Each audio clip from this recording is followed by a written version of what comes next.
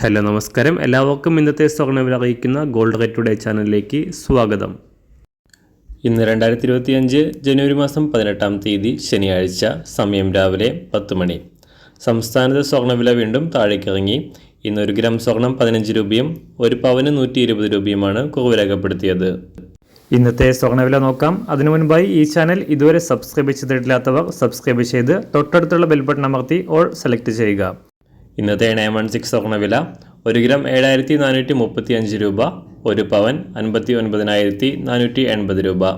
24 carrot സ്വർണ്ണവില 1 gram 8110 രൂപ, 1 പവൻ 64,887 രൂപ.